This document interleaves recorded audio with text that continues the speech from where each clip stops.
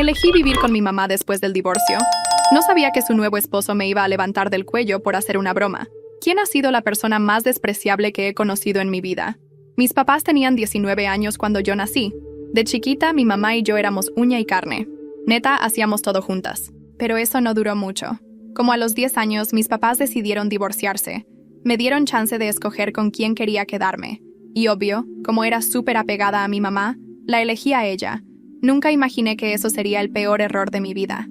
Al año siguiente, mi mamá me presentó a su nuevo novio, un tipo alto, ex sargento del ejército, llamado Ernesto. Poco después, ya era mi padrastro.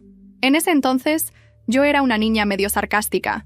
Mi mamá y yo nos llevábamos de lujo, echábamos relajo, chismeábamos de niños, nos moríamos de risa. Teníamos una relación ligera, divertida. Pero todo cambió el día que Ernesto se mudó a nuestra casa. Una mañana, mi mamá me pidió que llevara las cajas de pizza de la cena anterior al garaje, donde poníamos el cartón para reciclar. Le dije en broma que no, mientras ya las estaba recogiendo para sacarlas. Fui, las puse encima de la pila y cuando me di la vuelta para regresar a la casa, me topé de frente con Ernesto. Había entrado detrás de mí sin que me diera cuenta. De la nada, me agarró del cuello y levantó todo mi cuerpo de 12 años, pegándome contra la pared de la casa. Se me puso en la cara y empezó a gritarme, escupiéndome mientras hablaba, que por falta de respeto y no sé qué más. Se me llenaron los ojos de lágrimas porque no podía ni respirar. Mis pies ya estaban otra vez en el piso, pero él seguía con las manos en mi cuello, apretando. Alcancé a morderle una mano, a arañarlo, y me soltó en cuanto oyó que mi mamá venía por el pasillo. Yo estaba tan en shock que ni me acuerdo qué le dijo a mi mamá, pero sí me acuerdo que ella le creyó a él. En la escuela, me encerré en un cuartito de ensayo del salón de música y lloré como nunca, tratando de entender qué demonios me acababa de pasar. Y lo peor es que todo fue a peor.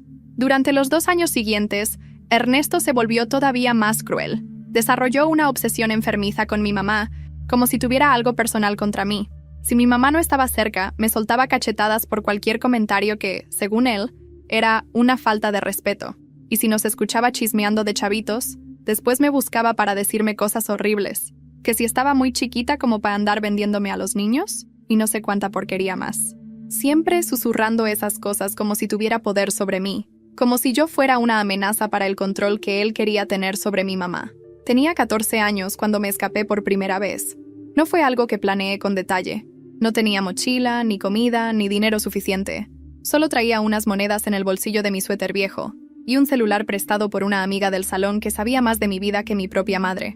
Me fui por la ventana del baño, con el corazón explotándome en el pecho y la garganta hecha un nudo. Caminé más de 30 cuadras hasta la casa de Alexa, mi única amiga de verdad. Ella vivía con su abuela, que me recibió con un simple ¿ya cenaste?, como si fuera lo más normal del mundo llegar llorando a las 11 de la noche. Yo quería quedarme ahí para siempre, pero no pasaron ni 3 horas cuando mi mamá empezó a llamarme.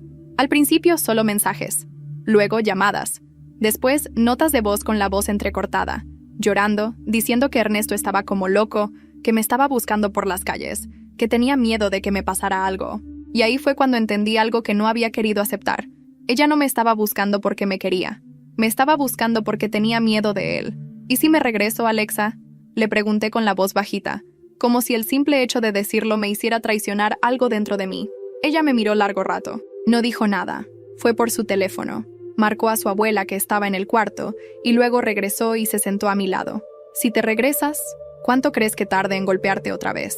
Esa fue la única pregunta que necesitaba escuchar. Esa noche, dormí con el celular debajo de la almohada, bloqueando todos los números de mi mamá. A las 6 de la mañana, Alexa me llevó al trabajo de su tía, que tenía una pequeña cafetería en el centro. Me dio un uniforme que ni me quedaba bien y me enseñó cómo preparar el café de olla. Ahí empecé a construir lo que después sería mi salvación, un ingreso. Pasaron 4 días.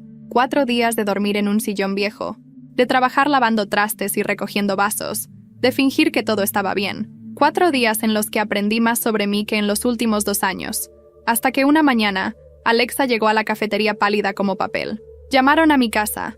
Tu mamá fue a levantar un reporte por desaparición. La policía ya sabe que estás conmigo. Se me cayó el vaso de vidrio que tenía en la mano. No por el reporte, no por la policía, sino por lo que vendría después si me obligaban a volver a esa casa. ¿Qué vas a hacer?, me preguntó. No contesté.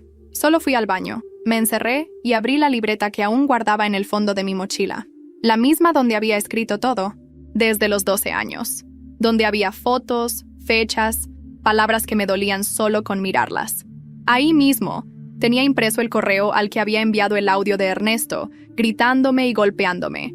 Y ahí fue cuando tomé una decisión. No iba a esconderme más.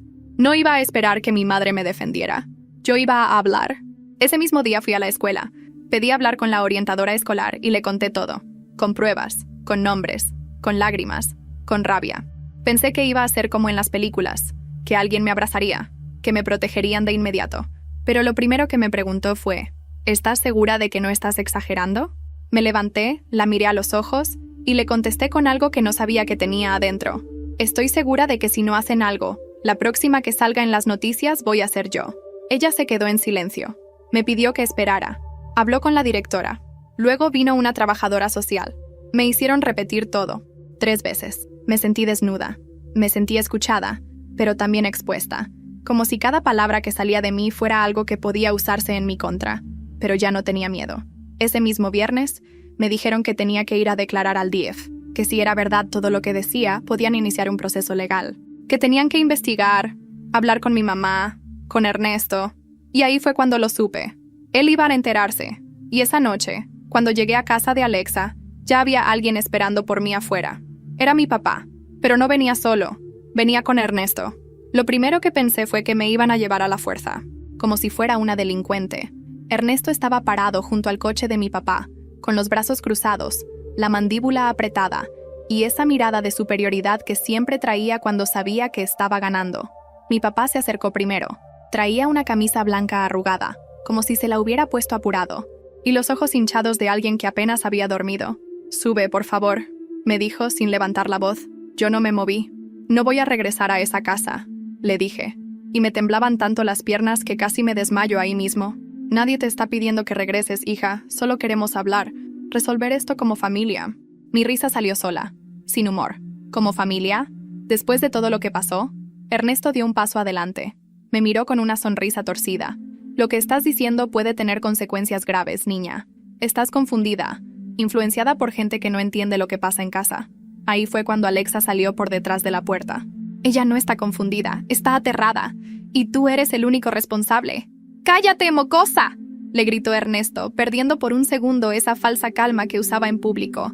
Mi papá se giró hacia él. «Bájale, Ernesto. No vinimos a pelear». Eso me dejó fría. «No vinimos a pelear». ¿Vinimos? ¿Desde cuándo mi papá y Ernesto eran del mismo equipo? Mi papá se volvió hacia mí. «Tu mamá está destruida. No ha comido en días. Solo quiere saber que estás bien. Pues que venga ella», le dije. «Que venga y me lo diga ella. Sin él. No puede salir», contestó él bajando la voz. «Está medicada. Está muy mal, hija. Muy mal. Y tú vas a meter a todos en un problema si no piensas bien lo que estás haciendo». Alexa me agarró la mano por detrás. Y yo sentí cómo me encendía el corazón otra vez. No estaba sola. No más. «Estoy haciendo lo que ustedes no hicieron», dije. «Protegerme». Mi papá suspiró, frustrado. Ernesto sacó su celular. Lo vi mandar un mensaje. Y en ese momento supe que algo más se estaba moviendo. «Vámonos, Juan», le dijo Ernesto a mi papá. «Esta niña no quiere entender. Que la autoridad le enseñe lo que pasa cuando uno inventa cosas graves». Los vi subirse al coche y alejarse. Pero algo dentro de mí no estaba tranquila. ¿Por qué había venido con mi papá? ¿Por qué justo ahora? ¿Justo hoy? ¿Qué significaba ese mensaje? La respuesta me llegó al día siguiente. Un trabajador del DIF me llamó para informarme que habían intentado ingresar a mi expediente, que alguien, desde una computadora del municipio, había intentado borrar el archivo con mi declaración. «No lo lograron», me dijo la mujer por teléfono. «Pero esto ya es algo más grande. Vas a necesitar un abogado». Y ahí fue cuando sentí el mundo girar. Yo solo quería que me creyeran. Yo solo quería estar segura. Ahora parecía que había tocado algo que muchos querían esconder. Esa misma tarde me citaron en una oficina del juzgado de menores. Iba a tener que declarar frente a un juez. No sería como en la escuela, ni como en la oficina de la orientadora. Esto era oficial. Esto era real. Legal. Y lo peor no fue eso. Lo peor fue que esa noche, Alexa me despertó a las 3 de la mañana. «¿Hay alguien afuera?», me susurró, con los ojos como platos. Nos asomamos por la ventana, con las luces apagadas. Ahí estaba él, Ernesto, solo, parado bajo la farola de la esquina, mirando hacia la casa, sin moverse, sin decir nada, solo esperando. Esa noche no dormimos.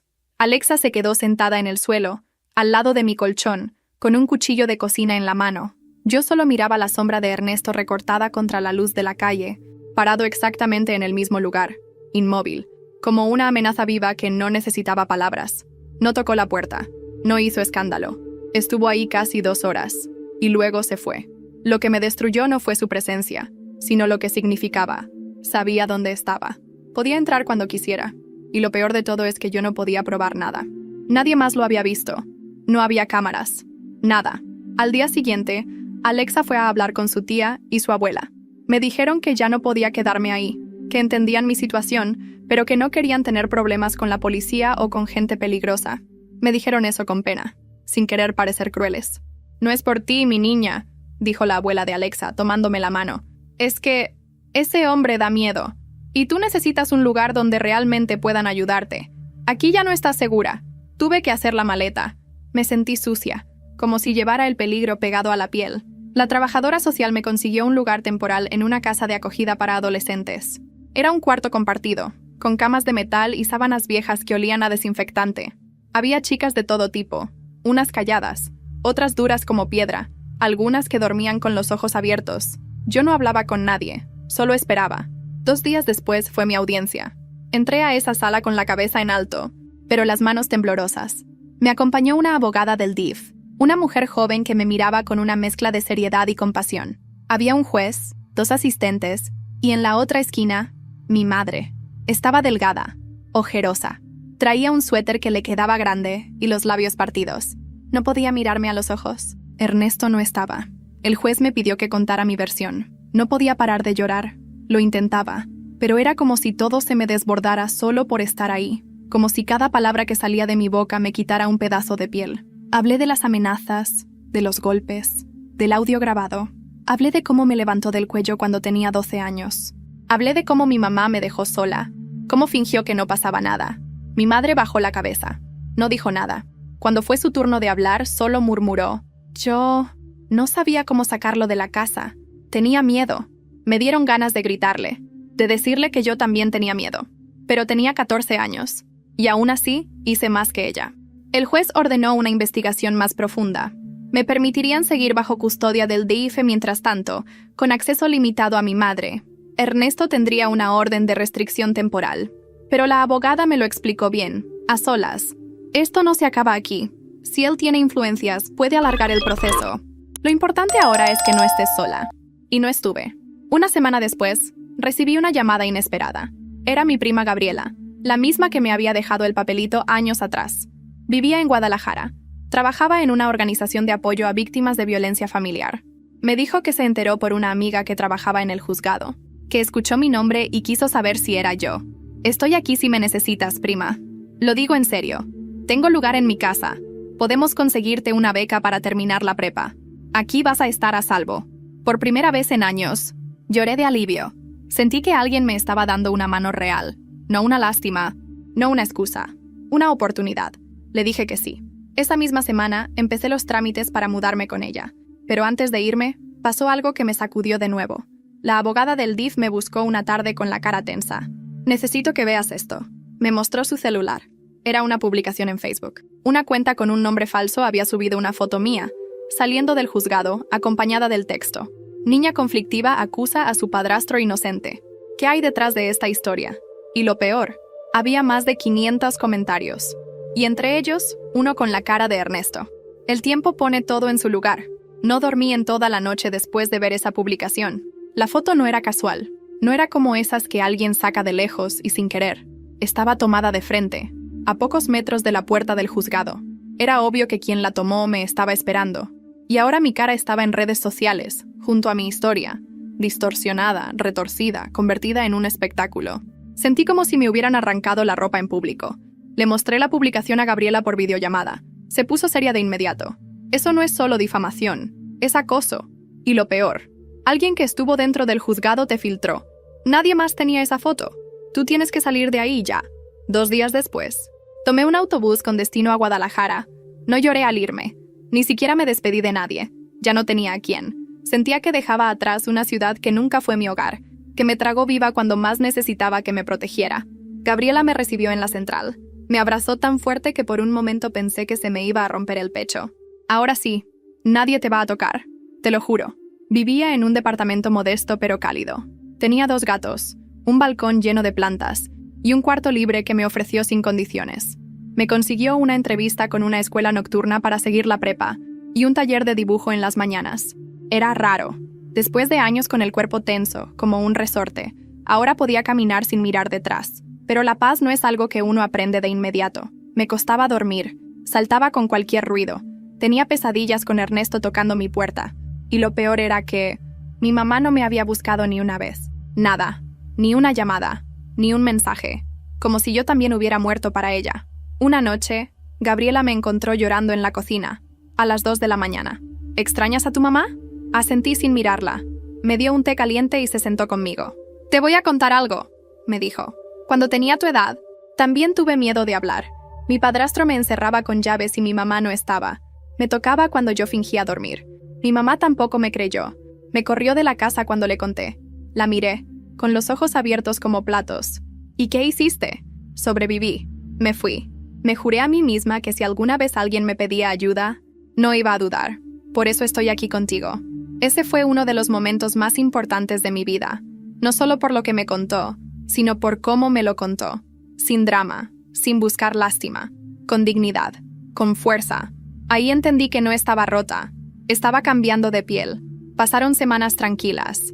Empecé a adaptarme, volví a dibujar. Me obsesioné con retratar rostros tristes, cansados, enojados, rostros como el mío. Hasta que un día recibí un mensaje inesperado. Era de una cuenta anónima, sin foto de perfil, pero el mensaje era directo. ¿Te acuerdas del audio que grabaste? Hay algo más en esa casa que no has dicho. Llámame, M. No sabía quién era M. Pensé que era Ernesto jugando sucio, o alguien queriendo asustarme, pero una parte de mí sabía que había algo más. Esa casa guardaba secretos, y yo solo había contado los míos. Decidí responder. ¿Qué quieres decir con algo más? La respuesta llegó al instante. Tu mamá me pidió que te contara, pero ya es tarde para ella. No sabía si responder. Me quedé paralizada frente al mensaje, el corazón latiéndome en la garganta como si fuera a salirse. Ya es tarde para ella. Esa frase se quedó rebotando en mi cabeza por horas. ¿Qué quería decir? ¿Mi mamá estaba muerta? ¿Mi mamá internada? ¿Presionada? ¿O simplemente había renunciado a su voz, como siempre? Esa noche no comí, no hablé. Solo caminé por el departamento una y otra vez, tratando de convencerme de que no estaba volviendo a perder la cabeza. Gabriela lo notó de inmediato. ¿Pasó algo? Le mostré el mensaje. Se puso seria. Más que nunca. ¿Respondiste? Solo una vez. No respondas más. Vamos a denunciar esto. No puedes estar recibiendo mensajes así. Menos ahora. Le hice caso. La acompañé a una pequeña oficina del Ministerio Público de Guadalajara, donde una agente de nombre Alejandra me tomó la declaración. Era joven, parecía dura, pero al terminar de escucharme, me miró con un gesto que no era de lástima. Era respeto. Te voy a decir algo que no me dejan decir seguido, me dijo, en voz baja. Muy pocas chicas tienen el valor de hacer lo que tú estás haciendo. No lo sueltes, porque esa gente juega sucio. Le conté del mensaje. Tomó nota. Me pidió capturas. Me dijo que, aunque viniera de una cuenta falsa, se podía rastrear. Volvimos a casa más tranquilas. Pero la tranquilidad duró poco. 3 días después, cuando Gabriela llegó del trabajo, traía el rostro blanco como papel. Me llamó una conocida que trabaja en el hospital civil. Dijo, cerrando la puerta con seguro, tu mamá está internada. Envenenamiento. Intento de suicidio. Me quedé helada. No sabía si llorar, correr o gritar. No era la primera vez que mi mamá desaparecía emocionalmente, pero esto era diferente. Era físico. Irreversible. ¿Dónde? Le pregunté con la voz más firme de lo que pensé que tenía. ¿Puedo verla? Está en cuidados intensivos. No pueden entrar visitas todavía, pero yo ya pedí autorización para que te incluyan en la lista, por si despierta. Esa noche me encerré en mi cuarto con la libreta vieja, esa donde había escrito todo desde los 12. Empecé a buscar algo, alguna pista, alguna nota que me hubiera pasado desapercibida, y la encontré. Era una hoja suelta, arrugada, escrita con letra que no era mía. Decía, si me pasa algo, no fue accidente. Cuida a mi hija. Perdón por no haber sido más fuerte. Era de ella. No sé cuándo la metió ahí, No sé si fue después de aquella noche que casi no volvió a casa. No sé si fue antes o después de que Ernesto empezó a manipularla como un titiritero, pero ahí estaba. Y eso lo cambiaba todo. Gabriela lo llevó al juzgado. La jueza de menores pidió abrir una investigación urgente. Y entonces, llegaron los archivos del hospital. Mi mamá había ingerido sedantes. Muchos. Pero no con sus manos. Había rastros de fuerza en los antebrazos. Moretones en el cuello. Señales de contención.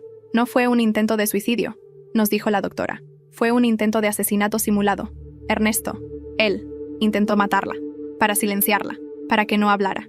Y ahí me di cuenta de que el mensaje que recibí era real. Y que había alguien más del lado de la verdad, que sabía cosas, que conocía detalles que ni yo sabía. Volví a escribirle al perfil falso. ¿Quién eres? No contestó por días. Hasta que un martes por la noche, el celular vibró mientras cenábamos. No puedo decirte quién soy aún, pero sé todo lo que él hizo. No solo a tu mamá. Hay más chicas, más víctimas, y hay pruebas. Me temblaban las manos.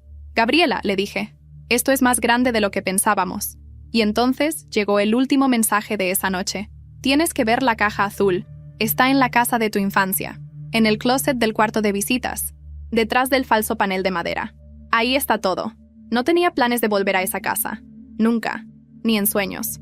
Pero esa caja azul me quemaba la mente. Está todo ahí, había dicho el mensaje. ¿Todo qué? Pruebas, grabaciones, fotografías, cartas. No podía dejarlo pasar. Si de verdad existía, podría ser lo que necesitábamos para acabar con Ernesto de una vez por todas. Gabriela se opuso al principio. Tú no puedes ir sola. Y yo no puedo entrar así como así, sin orden judicial. Esa casa sigue estando a nombre de tu mamá, pero si Ernesto está ahí, no es seguro. Le insistí. Le supliqué. Al final, hicimos un plan. Con ayuda de la jueza, conseguimos una orden provisional de ingreso con acompañamiento de una oficial del DIF y un policía estatal. Nada público. Discreto. Era solo para recuperación de objetos personales de la menor. El pretexto perfecto. 2 días después, un coche gris nos dejó frente a la casa donde todo había comenzado. Me costó bajarme. El mismo portón de siempre, la misma fachada descuidada, la misma sombra que cubría el garaje como un secreto permanente. Hasta el olor me golpeó. Cemento caliente, humedad vieja, desinfectante barato, todo igual. Pero algo estaba distinto. La casa estaba abandonada. La maleza del jardín casi llegaba a las ventanas. El buzón estaba lleno de papeles húmedos. Y al abrir la puerta, un olor agrio nos obligó a taparnos la nariz. ¿Está deshabitada desde cuándo?, preguntó la oficial. No lo sé, dije. Ernesto vivía aquí, hasta hace poco. Entramos. El silencio era insoportable. Cada paso crujía como si despertara fantasmas. Pasamos la sala, el comedor, el pasillo que tantas veces recorrí en silencio con el corazón apretado. Todo lleno de polvo. Como si el tiempo se hubiera detenido después de que me fui. Fuimos directo al cuarto de visitas. Me temblaban las manos al empujar la puerta. Todo estaba cubierto con sábanas viejas. El closet, al fondo, intacto. Es ahí, les dije. Me acerqué. Empujé el closet y revisé el panel de madera del fondo. Golpeé con los nudillos. Sonaba hueco. Con ayuda del policía logramos sacar el panel. Detrás, envuelta en plástico y cinta gris, estaba una caja azul de plástico opaco. Casi no podía respirar cuando la puse sobre la cama. La abrimos. Y lo que había adentro nos paralizó. Fotos. Decenas. Algunas en papel. Otras impresas desde USBs. Todas de niñas, adolescentes. Algunas en pijama, otras llorando. Algunas sin ropa. Había nombres anotados atrás. Edades, fechas. Una hoja con horarios, ubicaciones. Grabaciones en CD. Incluso había un cuaderno negro, con iniciales y frases como silenciada en 2018. Madre amenazada. No regresó. Gabriela se cubrió la boca. La oficial pidió refuerzos por radio. No tardaron en llegar más agentes, esta vez federales. La casa fue sellada como escena de crimen, y yo me senté en el suelo, viendo esa caja, llena de dolor, de pruebas, de verdades que nadie había querido ver. Y entonces entendí que mi caso no era el único. Ernesto era un depredador, y lo había sido durante años. Esa noche, dormí con custodia policial en casa de Gabriela. Mi madre seguía internada, pero estable. La jueza ordenó protección permanente para mí, y por primera vez, el caso pasó a ser investigación penal federal. 2 días después, salió en las noticias. Ex sargento acusado de liderar red de abuso infantil. Se buscan más víctimas. Y entonces, como una sombra que vuelve del pasado, recibí otro mensaje. No te detengas, esa caja no era la única. Ese mensaje fue como una bofetada. Esa caja no era la única. Gabriela lo leyó sobre mi hombro, en silencio. Me miró como si supiera que ese mensaje iba a cambiar todo otra vez. Y lo hizo, porque en el instante en que lo vi, supe que ya no era solo una víctima. Era la única persona que podía hundir a Ernesto. La jueza, la policía, los agentes del DIF, todos empezaron a tratarme distinto desde que se encontró la caja. Como testigo clave, como sobreviviente, pero también como la chica que sabía cosas. Y con eso vino el miedo otra vez. El caso estaba creciendo. Ya no se trataba solo de Ernesto. Los archivos contenían datos que conectaban con otras personas, nombres que no reconocía, apellidos de peso. Algunas niñas eran del norte, otras del centro del país. Había patrones, fechas que coincidían con traslados militares. Esa caja no era solo una prueba, era una bomba. Gabriela y yo nos convertimos en blanco. La policía nos asignó vigilancia 24/7. 2 agentes dormían afuera del departamento. Mi celular fue monitoreado. Me prohibieron usar redes sociales. Era como estar en una jaula de seguridad, y aún así no me sentía a salvo. El siguiente paso era claro, encontrar la otra caja, pero no sabíamos dónde buscar. Le respondí al perfil anónimo. ¿Dónde está la otra caja? Pasaron horas. Ninguna respuesta. Hasta que a la madrugada llegó. Pista, Santa Teresa. La casa vieja. No estoy segura si sigue ahí. Santa Teresa era un barrio antiguo en las afueras de Guadalajara. Gabriela sabía a cuál se refería. Una casa que había pertenecido a una tía lejana, abandonada desde hace años. Nadie vivía ahí. Nadie iba ahí. Hasta ahora. Con la orden judicial extendida. Y bajo resguardo federal, nos dirigimos a la casa con una patrulla y 2 agentes del Ministerio Público. Era de día, pero el cielo estaba nublado, pesado, como si también supiera que algo oscuro nos esperaba. Entramos con cuidado. Polvo por todos lados. Telarañas. El aire olía a encierro. Caminé directo al armario del fondo, sin saber por qué. Lo sentí, lo intuí. Y ahí estaba. Otra caja. Negra esta vez. Metálica. Pesada. La abrimos. Había más fotografías, más carpetas, grabaciones, una libreta con iniciales y montos. Montos de dinero, fechas, nombres. Uno de los agentes maldijo en voz baja. Esto ya es otra cosa. Esto es tráfico. Tráfico. Esa palabra me dejó helada. No eran solo abusos, eran intercambios, ventas, niñas desaparecidas. Una de las carpetas tenía mi nombre. La abrí con las manos temblando. Había una foto mía, tomada en la escuela, desde lejos.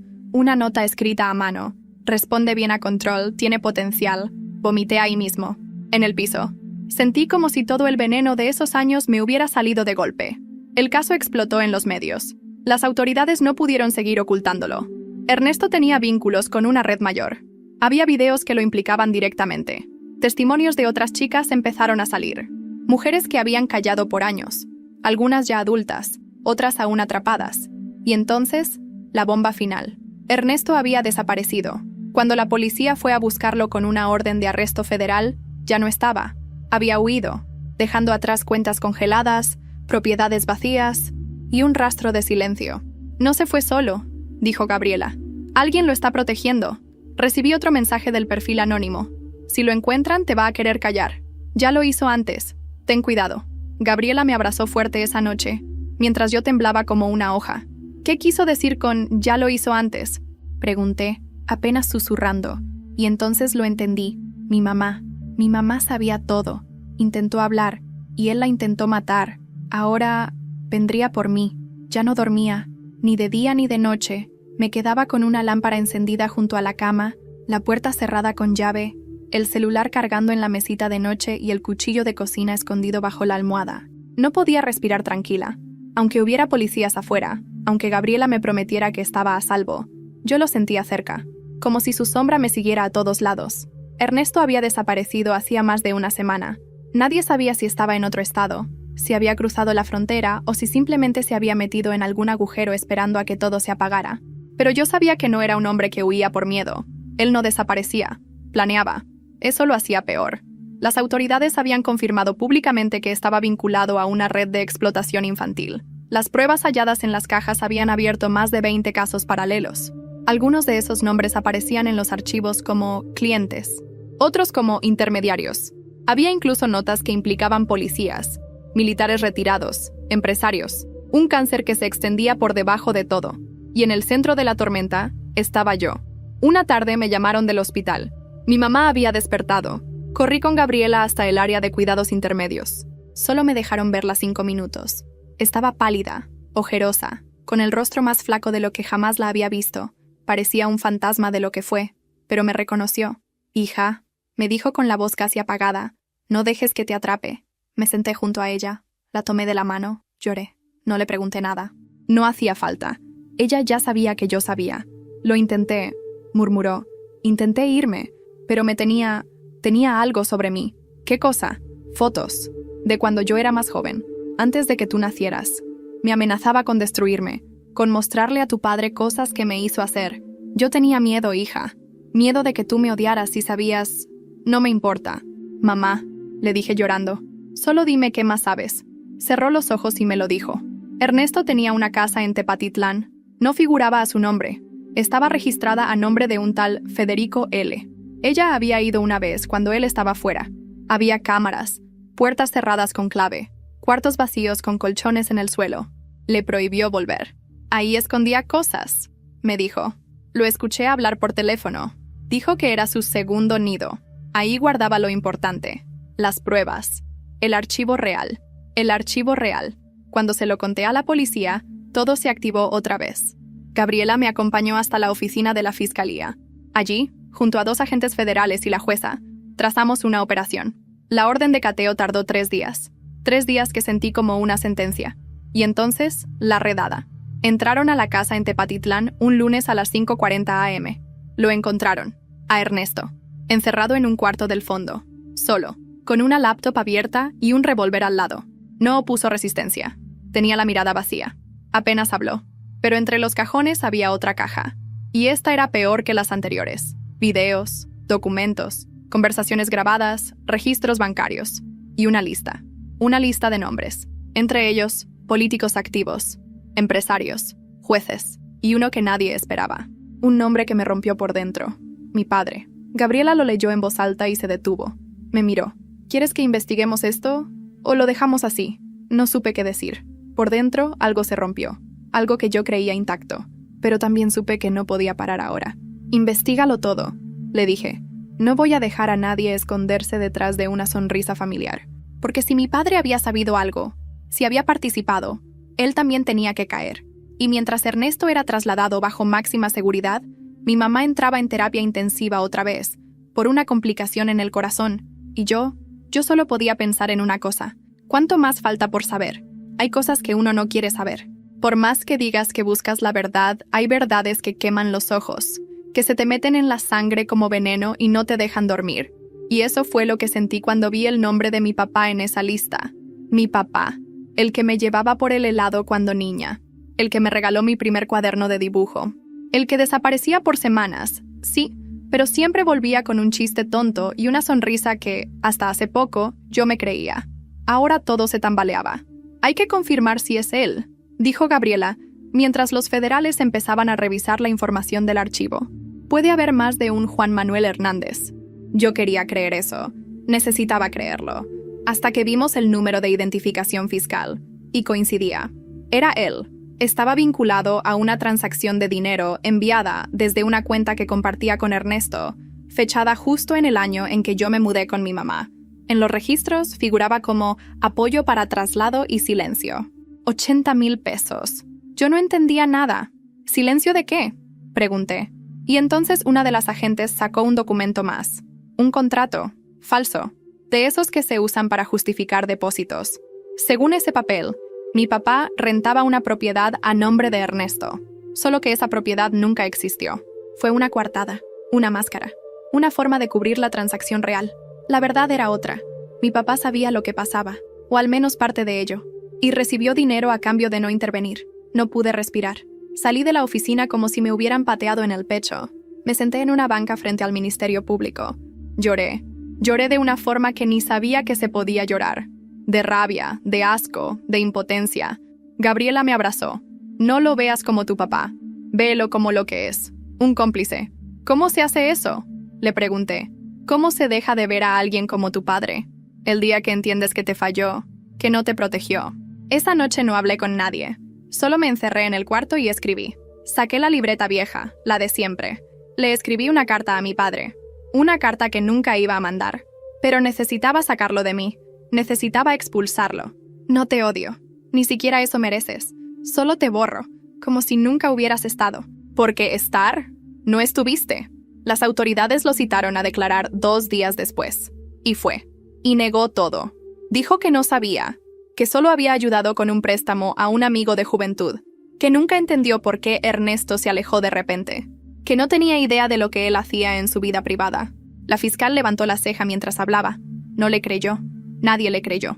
Pero no había pruebas de que supiera exactamente lo que Ernesto hacía. Solo había un hilo, un dinero, un silencio. Y ese silencio no era suficiente para encerrarlo. Yo sí lo sabía.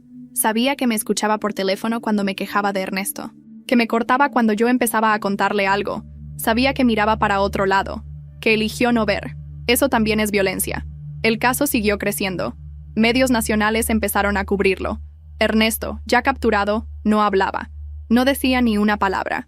Se sentaba con los brazos cruzados, la mirada al frente, como si aún tuviera el control. Pero el día que supo que su red había sido desmantelada, intentó suicidarse. Lo encontraron colgado con una sábana en la celda, pero lo bajaron a tiempo. Sobrevivió. Gabriela lo dijo sin pestañear. Ese cobarde no va a morir así. Va a pagar vivo. Yo no dije nada. Ya no me hacía falta. Esa misma semana, recibí otro mensaje del perfil anónimo. Falta una última pieza. El video. Solo uno. El más fuerte. El que nadie ha querido mostrar. Si decides verlo, sabrás todo. Pero ya no hay vuelta atrás. Tardé 3 días en contestar. Muéstramelo. Y entonces me llegó un enlace. Solo decía, ella sabía. Era mi mamá. En video. Frente a una cámara. Grabada en secreto. Llorando. Pidiendo perdón. Hablando de cosas que yo no sabía. Y justo antes de que el video terminara, alguien entraba al cuarto. Era Ernesto. No sé cómo terminé de ver el video. Era como si mis ojos quisieran cerrarse solos. Como si mi cuerpo supiera que no debía ver lo que venía. Pero no paré. Lo vi completo. Mi mamá estaba en una silla, frente a una cámara casera. Tenía los ojos llorosos, el cabello suelto, y hablaba despacio, como si le costara formar cada palabra. Yo lo permití, decía. Pensé que iba a cambiar, que solo necesitaba amor. Pero lo que le hizo a mi hija, no tiene perdón. Se frotaba las manos, nerviosa. Yo también tengo culpa, porque lo vi, lo escuché, vi marcas, la vi llorar. Y aún así, me hice la ciega, porque me daba más miedo quedarme sola que perderla a ella. Ahí fue cuando entró Ernesto al cuarto. Se escuchó la puerta. Mi mamá se sobresaltó. ¿Qué estás grabando?, dijo él con voz baja. La imagen se movió. Se escuchó un golpe. Y se cortó. La pantalla quedó en negro. Yo ya no podía respirar. Gabriela me abrazó. Me dijo que ese video sería presentado como evidencia adicional en el juicio, que demostraría el terror bajo el que vivió mi mamá, que probaría que no fue una mujer negligente, sino manipulada, quebrada, silenciada, una víctima más. Una semana después comenzaron las audiencias públicas. Yo declaré, frente a un salón lleno de prensa, jueces, activistas, agentes del gobierno y rostros que no conocía. Conté mi historia, completa. Desde la primera broma con las cajas de pizza hasta ese último video. Nadie parpadeaba. La sala entera se mantuvo en silencio. El juez escuchó y dictó sentencia. Ernesto fue condenado a 52 años de prisión por abuso infantil, amenazas, intento de homicidio, asociación delictuosa, tráfico de menores y producción de material ilegal. No lo miré mientras escuchaba la sentencia. No le di el gusto. No necesitaba verle la cara para saber que lo había perdido todo. Mi madre no asistió al juicio. Aún se recuperaba, pero me mandó una carta, escrita a mano. No espero que me perdones. Solo quiero que vivas, que rías, que duermas sin miedo, que rompas con el dolor que yo no supe cortar. Estoy aquí, y esta vez no me pienso ir. Lloré por ella. No de tristeza, de alivio. Mi papá no volvió a hablarme. No se presentaron cargos en su contra, pero perdió su trabajo como servidor público tras la exposición del caso. Cayó en desgracia. Lentamente, en silencio, como caen los cobardes que se esconden detrás de la ignorancia fingida. Lo vi en las noticias una vez, saliendo de una oficina con la cara tapada. No sentí nada, solo indiferencia. Alexa me llamó por videollamada el día que salí en la tele. Sabía que ibas a hablar. Siempre tuviste esa rabia viva. Pero ahora se volvió fuerza. La libreta vieja, la de los relatos, las fotos y las fechas, fue entregada como parte del archivo histórico del caso. Un fiscal me dijo que la usarían para capacitar a trabajadores sociales. Esto que escribiste va a salvar otras niñas, me dijo. No lo dudes, hoy vivo en un lugar diferente. Mi nombre ya no está en registros públicos. Mi ubicación tampoco. Asistí a terapia intensiva durante más de un año. Aún tengo pesadillas, sí. Aún salto si alguien me toca el cuello de improviso. Pero aprendí a reconstruirme. Empecé una carrera de psicología. Quiero ayudar a otras como yo. Gabriela sigue a mi lado. Es más que mi prima ahora. Es familia de verdad. Y cada vez que siento que no puedo, me recuerdo de una frase que escribí una vez en esa libreta, sin saber que un día sería verdad. Sobrevivir no es suficiente. Yo voy a vivir, y voy a hacer ruido con cada paso que dé, porque esta historia no se entierra, no se olvida, se grita.